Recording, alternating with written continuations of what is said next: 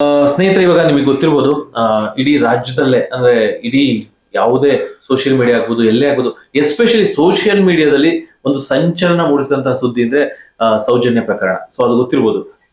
Sir, ಇವಾಗ ಸೌಜನ್ಯ ಪ್ರಕರಣದಲ್ಲಿ ನಿಮಗೆ ಗೊತ್ತಿರ್ಬೋದು, ಕೆಲವೊಂದು ಯಾರೊಬ್ಬ ಭೀಮಾ ಅನ್ನೋನು ಬರ್ತಾನೆ. ಭೀಮಾ ಅನ್ನೋರು ಬಂದು ಇಲ್ಲಿ ಎಷ್ಟೋ ಒಂದು ಹೆಣಗಳನ್ನ ನಾನೇ ಊತಿದ್ದೀನಿ, ಯಾರೋ ಒಬ್ರು ಹೇಳಿದ್ರು ಹಾಗಾಗಿ ನಾನು ಊತಿದ್ದೀನಿ ಅಂತ ಫಸ್ಟ್ ಹೇಳ್ತಾನೆ. ಅದೆಲ್ಲ ಆದ್ಮೇಲೆ ಆ ಹೆಣಗಳು ಎಲ್ಲಿದೆ, ಎಲ್ಲಿ ಊತಿದ್ದೆ ಅಂತ ಜಾಗ ತೋರಿಸ್ತಾನೆ.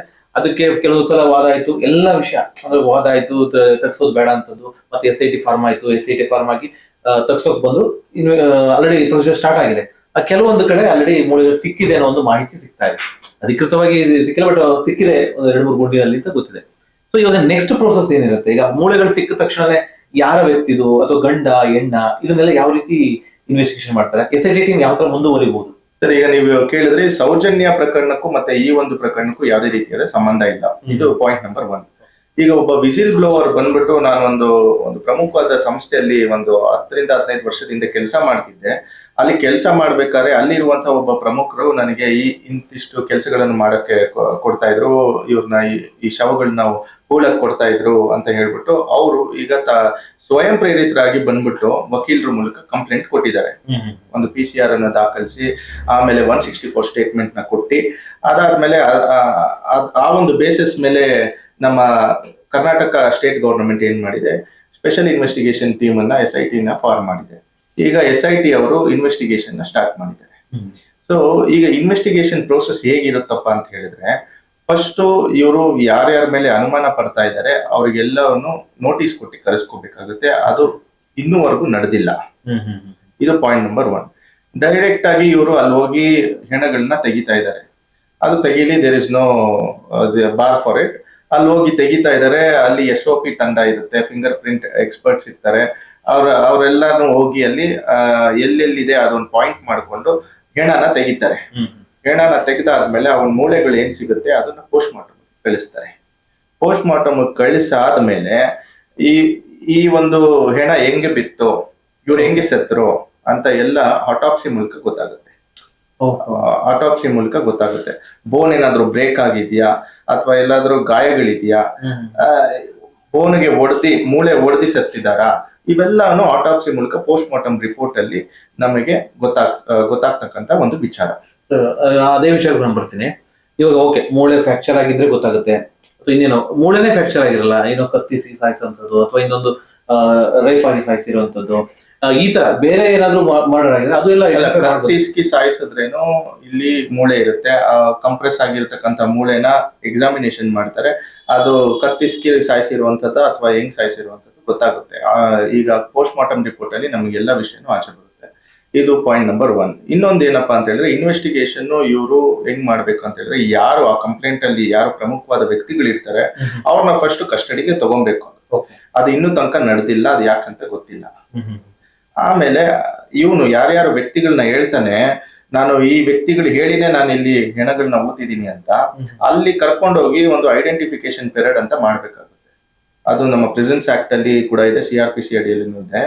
ಈ ಐಡೆಂಟಿಫಿಕೇಶನ್ ಪೀರಿಯಡ್ ಏನಂತ ಹೇಳಿದ್ರೆ, ಈ ವ್ಯಕ್ತಿ 15 ಅಥವಾ 20 ವರ್ಷಗಳ ಹಿಂದೆ ಆ ಒಂದು ಪ್ರಮುಖವಾದ ಒಂದು ಸ್ಥಳದಲ್ಲಿ ಕೆಲಸ ಮಾಡ್ತಾ ಇದ್ದ ಅಂತ ಹೇಳ್ತಾನೆ.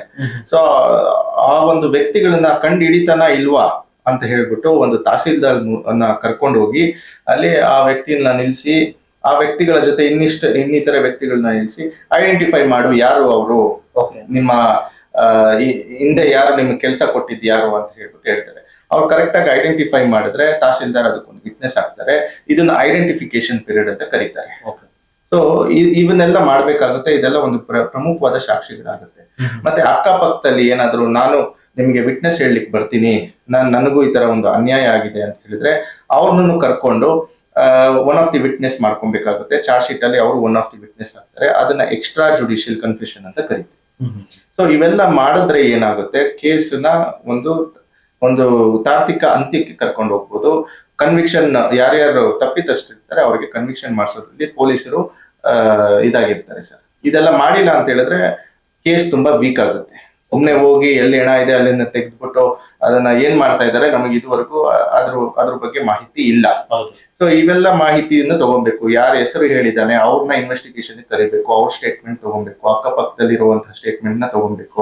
ಮತ್ತೆ ಇಷ್ಟು ವರ್ಷಗಳ ಕಾಲ ಏನ್ ಮಾಡ್ತಾ ಇದ್ದ ಅವನು, ಅದನ್ನು ನಾವು ಕೇಳ್ಕೊಬೇಕಾಗುತ್ತೆ. 10-20 ವರ್ಷಗಳ ಕಾಲ ಏನ್ ಮಾಡ್ತಾ ಇದ್ದ, ಅಂದ್ರೆ ಎರಡು ಆಂಗಲ್ ನೋಡ್ಬೇಕಾಗುತ್ತೆ. ಎರಡು ಆಂಗಲ್ ಅಲ್ಲಿ ನ್ಯೂಟ್ರಲ್ ಆಗಿ ಪೊಲೀಸ್ ಅವರು ಇದನ್ನ ಇನ್ವೆಸ್ಟಿಗೇಷನ್ ಮಾಡ್ಬೇಕು. ಮತ್ತೆ ಯಾರೇ ದೊಡ್ಡವ್ರು ಇರ್ಲಿ, ಯಾರೇ ಚಿಕ್ಕವ್ರು ಇರ್ಲಿ, ಅವ್ರಿಗೆ ಈಕ್ವಲ್ ಆಗಿ ಇನ್ವೆಸ್ಟಿಗೇಷನ್ ಅಲ್ಲಿ ಅವ್ರನ್ನ ತಗೊಂಡ್ಬರ್ಬೇಕಾಗಿ ಬರುತ್ತೆ. ಅಲ್ಲ, ಈಗ ನೀವು ಹೇಳಿದ್ರಿ ಆಕ್ಚುಲಿ ಕೆಲವೊಂದು ವಿಚಾರದಲ್ಲಿ ಪೂರ್ತಿ ಬಾಡಿನೇ ಸಿಕ್ಕಿರೋದಿಲ್ಲ. ಯಾಕಂದ್ರೆ 20 ವರ್ಷ 15 ವರ್ಷ ಈ ತರ ಎಲ್ಲ ಆಗಿರೋದ್ರಿಂದ ಯಾವುದೋ ಒಂದು ಮೂಳೆ ಅಂತ ಸಿಗುವಂತದ್ದು, ತಲೆಗೋಡೆ ಎಲ್ಲೋ ಒಂದ್ ಕಡೆ ಸಿಗುತ್ತೆ, ಅಥವಾ ಯಾರ್ಯಾರ್ದೋ ವ್ಯಕ್ತಿಗಳು ಈಗ ಒಂದ್ ಕಡೆ ತಲೆಗೋಡೆ ಸಿಗುತ್ತೆ, ಇನ್ನೊಂದ್ ಕಡೆ ಮೂಳೆ ಸಿಗುತ್ತೆ, ಬರೀ ಕೈದು. ಅದೆಲ್ಲ ತುಂಬಾ ಕಾಂಪ್ಲಿಕೇಟೆಡ್. ಇಲ್ಲ, ಈಗ ಏನಂತ ಹೇಳಿದ್ರೆ ಈಗ ಒಂದೇ ಮೂಳೆ ಸಿಕ್ಲಿ, ಅದು ಪ್ರಾಸಿಕ್ಯೂಷನ್ ಪ್ರೂವ್ ಮಾಡಿದ್ರೆ ಬಿಯಾಂಡ್ ರೀಸನಬಲ್ ಡೌಟ್ ಅದರಲ್ಲಿ ಕನ್ವಿಕ್ಷನ್ ಮಾಡಬಹುದು, ಲೈಫ್ ಟೈಮ್ ಇಂಪ್ರಿಸನ್ಮೆಂಟ್ ಮಾಡಬಹುದು, ನೇಣಿಗೂ ಹಾಕುವಂತ ಪ್ರಾವಿಷನ್ ನಮ್ಮಲ್ಲಿ ಇದೆ. ಸೊ ಆದ್ರಿಂದ ಅಲ್ಲಿ 106 ಮೂಳೆ ಸಿಗ್ಬೇಕಂತ ಏನೂ ಇಲ್ಲ. ಒಂದ್ ಮೂಳೆ ಸಿಕ್ಕಿದ್ರೆ ಅದನ್ನ ಕರೆಕ್ಟ್ ಆಗಿ ಪ್ರಾಸಿಕ್ಯೂಷನ್ ಕ್ಲೀನ್ ಆಗಿ ಕೇಸ್ ನಡೆಸಿದ್ರೆ, ಕ್ಲೀನ್ ಆಗಿ ಇನ್ವೆಸ್ಟಿಗೇಷನ್ ಮಾಡಿ ಚಾರ್ಜ್ ಶೀಟ್ ಸಲ್ಲಿಸಿದ್ರೆ ಕೋರ್ಟ್ಗೆ, ಅದನ್ನ ಕ್ಲೀನ್ ಆಗಿ ಯಾರು ಪಬ್ಲಿಕ್ ಪ್ರಾಸಿಕ್ಯೂಟರ್ ಇರ್ತಾರೆ ಕ್ಲೀನ್ ಆಗಿ ಅದನ್ನ ವಾದ ಮಾಡಿದ್ರೆ ಟ್ರಯಲ್ ಅಲ್ಲಿ, ಅದರಲ್ಲೇ ಕನ್ವಿಕ್ಷನ್ ಅನ್ನ ಮಾಡಿಸ್ಬೋದು. ಇಲ್ಲಿ 106 ಮೂಳೆಗಳು ಅದೆಲ್ಲ ಇಲ್ಲಿ ಕನ್ಸಿಡರೇಷನ್ ಬರಲ್ಲ. ಓಕೆ, ಸೊ ಇದನ್ನ ಮಾಡಿದ್ರೇನೆ ಇದಾಗುತ್ತೆ. ಈಗ ಇನ್ನೊಂದು ಕ್ವಶನ್ ಏನಂದ್ರೆ, ಈಗ ಪ್ರಭಾವಿಗಳು ಅಂತ ಹೇಳ್ಬಿಟ್ಟು ಅವ್ರು ಅರೆಸ್ಟ್ ಮಾಡ್ತಾರ, ಅಕಸ್ಮಾತ್ ಆ ಜಾಗದಲ್ಲಿ ಸಾಮಾನ್ಯ ಜನ ಇದ್ರೆ ಈ ತರ ಅರೆಸ್ಟ್ ಮಾಡ್ತಾರೆ. ಸರ್, ಇವಾಗ ನೀವು ಈಗ ತಾನೇ ಹೇಳ್ತಾ ಇದ್ರಿ, ಆಕ್ಚುಲಿ ಅವರು ಏನು ಯಾರ ಮೇಲೆ ಆರೋಪ ಮಾಡಿದಾರೋ ಅವ್ರನ್ನ ಕರೆಸಿ ಸ್ಟೇಟ್ಮೆಂಟ್ ತಗೊಳ್ಳೋಂಥದ್ದು ಅಂತ ಹೇಳಿದ್ರಿ. ಬಟ್ ಈ ವಿಚಾರದಲ್ಲಿ ಸಾಮಾನ್ಯ ವ್ಯಕ್ತಿ ಆಗಿದ್ರೆ ಈ ಕೇಸ್ಗೆ ಕರೆಸ್ತಾ ಇದ್ರ ಅವ್ರನ್ನ, ಅಥವಾ ಪ್ರಭಾವಿಗಳು ಅಂತ ಇಲ್ಲ ಕರೆಸ್ತಾ ಇದ್ರಿಲ್ಲ, ಸಾಮಾನ್ಯ ವ್ಯಕ್ತಿಗಳಾಗಿದ್ರೆ ಅರೆಸ್ಟ್ ಮಾಡ್ತಾ ಇದ್ರು. ಓಕೆ, ಯಾಕಂದ್ರೆ this is A cognisable offence ಆಗಿರೋದ್ರಿಂದ ಡೈರೆಕ್ಟ್ ಆಗಿ ಅವ್ರನ್ನ ಅರೆಸ್ಟ್ ಮಾಡುವಂತಹ ಎಲ್ಲಾ ಪವರ್ಸ್ ನಮ್ಮ ಪೊಲೀಸ್ ಅವ್ರಿಗೆ ಇರುತ್ತೆ. ಸೊ ಈ ಕೇಸಲ್ಲಿ ಅವರು ಅರೆಸ್ಟ್ ಮಾಡಿಲ್ಲ, ಕರೆದಿ ಸ್ಟೇಟ್ಮೆಂಟ್ ತಗೊಳ್ಳೋದು ಮಾಡ್ಬೇಕಾಗಿತ್ತು, ಅದು ಇನ್ನುವರೆಗೂ ಮಾಡಿಲ್ಲ, ಏನು ಮಾಡಿಲ್ಲ. ಸೊ ಏನಕ್ಕೆ ಮಾಡಿಲ್ಲ ಅನ್ನೋದು ಒಂದು ಪ್ರಶ್ನೆ ಇದೆ. ಸೊ ಏನಾದ್ರೂ ದಾರಿ ತಪ್ತಾ ಇದೆಯಾ ಇನ್ವೆಸ್ಟಿಗೇಷನ್ ಅನ್ನೋದು ಒಂದು ಕ್ವಶನ್ ಇದೆ. ಅಲ್ಲ, ಆಕ್ಚುಲಿ ಅದೇ ನೀವು ಹೇಳಿದಾಗೆ ಈ ತರ ಒಬ್ರ ಮೇಲೆ ಆರೋಪ ಬಂದ ತಕ್ಷಣ ಅವ್ರು ಅರೆಸ್ಟ್ ಮಾಡ್ಬೇಕಿತ್ತು. ಹೌದೌದು, it is A severe offence ಅಲ್ವಾ. ಯಾಕಂದ್ರೆ ಮರ್ಡರ್ ಮಾಡಿ ಅಷ್ಟು 106 ಹೆಣ್ಣುಗಳನ್ನ ಊತಿದೀನಿ ಅಂತ ಅವನು ಹೇಳ್ತಾನೆ. ಸೊ ಆ ಊತಿರೋ ಜಾಗನು ತೋರಿಸ್ತೀನಿ ಅಂತ ಅವನು ಕರ್ಕೊಂಡೋಗಿ ತೋರಿಸ್ತಾ ಇರೋದ್ರಿಂದ ಯಾರ ಮೇಲೆ ಡೌಟ್ ಇದೆ ಅವ್ರನ್ನ ಕರ್ಸೋದು ಪೊಲೀಸ್ ಅವ್ರನ್ನ ಒಂದು ಸಾಮಾನ್ಯ ಒಂದು ಜ್ಞಾನ ಅದು. ಅವ್ರು ಕರ್ಸಿ ಅವರ ಒಂದು ಪರ್ಸ್ಪೆಕ್ಟಿವ್ ಏನಿದೆ ಅಂತ ಒಂದು ತಿಳ್ಕೊಬೇಕಾಗುತ್ತೆ. ಅವ್ರು ಇನ್ವಾಲ್ವ್ ಆಗಿದಾರೋ ಇಲ್ವೋ ಅದೆಲ್ಲ ಸೆಕೆಂಡ್ರಿ ಆಗುತ್ತೆ. ಬಟ್ ಅವರ ಒಂದು ಪರ್ಸ್ಪೆಕ್ಟಿವ್ ಏನು, ನಿಮ್ಮ ಮೇಲೆ ಒಂದು ಅಲಿಗೇಷನ್ ಈ ತರ ಇದೆ, ಏನ್ ಹೇಳ್ತೀರಾ ಇದ್ರ ಬಗ್ಗೆ ಅಂತ ಅಟ್ಲೀಸ್ಟ್ ಅವ್ರನ್ನ ಕರ್ಸಿ ಮಾಡುವಂಥದ್ದು ಇದೆ. ಬಟ್ ಇದುವರೆಗೂ ಅದು ಈ ಕೇಸಲ್ಲಿ ಆಗಿಲ್ಲ. ಅದು ಯಾಕಂತ ನಮಗೂ ಗೊತ್ತಿಲ್ಲ. ಓಕೆ, ಸ್ನೇಹಿತರೆ ಏನಾದ್ರು ಪ್ರಶ್ನೆ ಇದೆಯಾ? ಇದು ಈಗ ನಾರ್ಮಲ್ ಆಗಿ ಸತ್ತೋಗಿರೋದು ಉಳಿದಿರ್ತಲ್ಲೇ, ಬಟ್ ಇದು ಕೊಲೆ ಆಗಿದೆ ಸತ್ತೋಗಿದೆ ಯಾವ ತರ ಡಿಫೆನ್ಸ್ ಮಾಡ್ತಾರೆ? ಯಾಕಂದ್ರೆ ಅಲ್ಲಿ ಧರ್ಮಸ್ಥಳದಲ್ಲಿ ಸ್ವಾಭಾವಿಕವಾಗಿ ಸಾವು ಬಂದಿರುತ್ತೆ, ಅವರು ಹೋಗುತ್ತಿರ್ತಾರೆ, ಇದ್ರಲ್ಲಿ ಯಾವ ತರ ಅಂತ ನೋಡಿ. ಈಗ ನಾನು ಆವಾಗಲೇ ಕೇಳ್ಬೇಕಾಯ್ತು ಸರ್ ಈ ಪ್ರಶ್ನೆ. ಆಕ್ಚುಲಿ ನಾವು ಯಾವ ರೀತಿ ಸತ್ತಿರ್ತಾರೆ ಅಂತ ಒಂದು ಪ್ರಶ್ನೆ ಕೇಳಿದೆ. ಬಟ್ ಇದರಲ್ಲಿ ಕೆಲವರು ಸ್ವಾಭಾವಿಕವಾಗಿ ಸತ್ತೋಗಿರ್ತಾರೆ. ಈಗ ತುಂಬಾ ಜನಕ್ಕೆ ಧರ್ಮಸ್ಥಳ ಅನ್ನೋದು ಒಂದು ಪುಣ್ಯಕ್ಷೇತ್ರ ಆಗಿರೋದ್ರಿಂದ ತುಂಬಾ ಜನ, ಸಾವಿರಾರು ಭಕ್ತರು ಎಲ್ಲಾ ಕಡೆಯಿಂದ ಬಂದಿರ್ತಾರೆ. ನಾನಾ ಕಾರಣಗಳಿಗೆ ಸೂಸೈಡ್ ಆಗಿರ್ಬೋದು, ಬೇರೆ ಬೇರೆ ನಾನಾ ಕಾರಣಗಳಿಗೆ ಸತ್ತೋಗಿರ್ಬೋದು. ಅಂತವ್ರನ್ನು ಅಲ್ಲೆಲ್ಲ ಊತಿರ್ಬೋದು. ಹೇಗ್ ಗೊತ್ತಾಗುತ್ತೆ ಇದು ಮರ್ಡರ್ ಆಗಿತ್ತು ಅಥವಾ ಇದು ಸಾಮಾನ್ಯ ಸಾವು, ಅಸಾಮಾನ್ಯ ಸಾವು, ಇದನ್ನೆಲ್ಲ ಗೊತ್ತಾಗುತ್ತಾ ಮೂಳೆಯಲ್ಲಿ? ಅದನ್ನ ಅವ್ರ ಪರವಾದ ಯಾರು ತಪ್ಪಿದಷ್ಟಿರ್ತಾರೆ ಅವ್ರ ಪರವಾದ ವಕೀಲರು ಅಲ್ಲಿ ಪ್ರೂವ್ ಮಾಡ್ಕೊಂತಾರೆ. ಅದು ಮುಂದಿನ ಒಂದು ಪ್ರೊಸೀಜರ್ ಇರುತ್ತೆ. ಬಟ್ ಈಗ ಪ್ರೈಮಾ ಫೇಸಿ ಏನ್ ಇನ್ವೆಸ್ಟಿಗೇಷನ್ ನಡೀತಾ ಇದೆ ಅದು ಸರಿ ದಾರಿಯಲ್ಲಿ ನಡೀತಾ ಇಲ್ಲ ಅಂತ ನನ್ನ ಪ್ರಕಾರ ಅನಿಸ್ತಾ ಇದೆ. ಯಾಕಂತ ಹೇಳಿದ್ರೆ ಅವ್ರು ಯಾವ ಸ್ಟೇಟ್ಮೆಂಟ್ ಅಲ್ಲಿ ಹೇಳ್ತಾರೆ, ಅವ್ನು ಭೀಮಾ ಅನ್ನೋನು ಏನ್ ಹೇಳಿದಾನೆ ಸ್ಟೇಟ್ಮೆಂಟ್ ಅಲ್ಲಿ, ಯಾರು ಒಬ್ಬ ಪ್ರಮುಖವಾದ ವ್ಯಕ್ತಿ ಇದ್ದಾರೆ, ಅವ್ರನ್ನ ಕರೆಸ್ಬೇಕು, ಅವ್ರನ್ನ ಇನ್ವೆಸ್ಟಿಗೇಷನ್ ಅಲ್ಲಿ ಇನ್ವಾಲ್ವ್ ಮಾಡ್ಬೇಕು, ಅವರ ಒಂದು ಒಪಿನಿಯನ್ ಏನಿದೆ ಅಂತ ಕೇಳ್ಬೇಕು. ಅದು ಯಾವ್ದು ಕೂಡ ಇನ್ನೂವರೆಗೂ ನಡೆದಿಲ್ಲ. ಜಸ್ಟ್ ಅಲ್ಲಿ ಹೋಗ್ತಾ ಇದಾರೆ, ಮೂಳೆಗಳು ಸಿಗ್ತಾ ಇದೆಯಾ ಇಲ್ವೋ ಅದು ನಮ್ಗೆ ಗೊತ್ತಿಲ್ಲ. ಸೊ ಇದು ಸರಿ ದಾರಿಯಲ್ಲಿ ನಡೀತಾ ಇಲ್ಲ ಅಂತ ನನ್ನ ಪ್ರಕಾರ ಅನಿಸ್ತಾ ಇದೆ. ಓಕೆ, ಅಂದ್ರೆ ಇದೇ ಜಾಗದಲ್ಲಿ ಬೇರೆ ಯಾವ್ದಾರ ವ್ಯಕ್ತಿ ಇದ್ರೆ ಇಷ್ಟೊತ್ತಿಗೆ ಸೆಲ್ ಹೋಗಿರ್ತಾ ಇದ್ದ. ಹೌದು. ಓಕೆ ಸ್ನೇಹಿತರೆ, ನೋಡೋದಲ್ಲ ಈಗ ಜಸ್ಟಿಸ್ ಫಾರ್ ಸೌಜನ್ಯ, ನ್ಯಾಯ ಬೇಕು ಅಂತ ಎಷ್ಟೋ ಒಂದು ಹೋರಾಟಗಳು ನಡೀತಾ ಇದೆ. ಇನ್ ಕೆಲವರು ಆ ಹೋರಾಟಗಳನ್ನ ಹತ್ತಿಕ್ಕುವಂತ ಕೆಲಸ, ಅಂದ್ರೆ ಅದು ಧರ್ಮದಂಗಲ್, ಅಂದ್ರೆ ಧರ್ಮಕ್ಕೆ ವಿರೋಧವಾಗಿ ಮಾಡ್ತಾ ಇದ್ದಾರೆ ಅನ್ನೋದು ಕೆಲವರ ವಾದ. ನೋಡೋಣ. ಆಕ್ಚುಲಿ ಈಗ ಏನ್ ಕಳಂಕ ಬಂದಿದ್ದು ಆ ಕಳಂಕ ಹೋಗ್ಬೇಕು ಅಂದ್ರೆ ಅದಕ್ಕೆಲ್ಲ ಒಂದು ಏನಾದ್ರು ಬರ್ಲೇಬೇಕು, ಕನ್ಕ್ಲೂಷನ್ ಏನಾಯ್ತು ಅನ್ನೋ ಕನ್ಕ್ಲೂಷನ್ ಇರ್ಬೇಕು. ಇಲ್ಲ ಅಂದ್ರೆ ಕಳಂಕ ಹಂಗೆ ಇರುತ್ತೆ.